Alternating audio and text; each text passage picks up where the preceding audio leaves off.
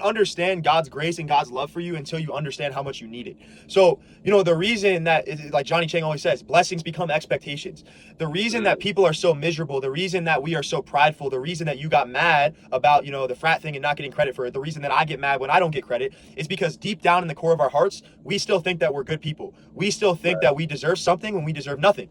So for me, the reason that grace finally was able to transform my life is because, like you said, I truly came to the end of myself to a point where I realized I tried so hard and I failed so bad. I hurt everyone in my life. I made other people miserable. I made myself miserable. It gets me emotional thinking about it right now. But the point is, when I got to that point, I finally realized, I cannot do this. And then when you see those verses like Hebrews 10:14, that we are perfected by one offering through the offering of Jesus, and you see that God won't remember your sins anymore, and you see that Christ died for us while we were sinners, and you start to realize he forsook Jesus, the perfect person, for me, someone like me that goes against God every single day. It's just this overwhelming feeling of love that's I just want to share this with other people, and I want to just, align my life with him, because when I aligned my life with myself, look what happened. It was terrible.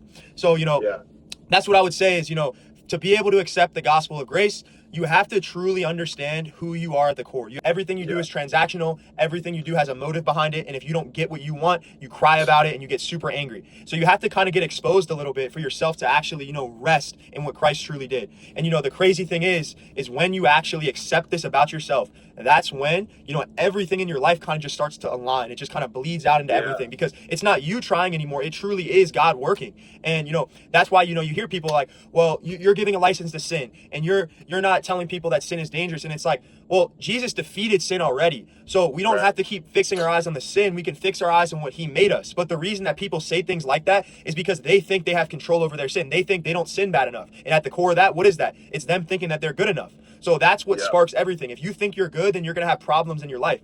But if you start to accept who you are and who God declares you are without Christ, that's when things start to level up in your life. And back to your original question, when you start to use all this information, all this data of you getting mad when you don't get what you want, and your heart getting exposed, you kind of stop asking questions well, how can I align with God? And how can I make sure I honor God? It's I can't. You can't, I can't, we can't do it. And then you kind of just stop trying.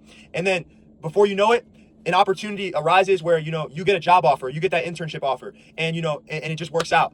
And it's the problem. People can't do that because they're so tied to control. They're so tied to actions. And then they want to disguise it as, spiritual life and biblical centered life. No, it's not. It's you won't let go, but then you want to get mad when people just rest in what Christ did.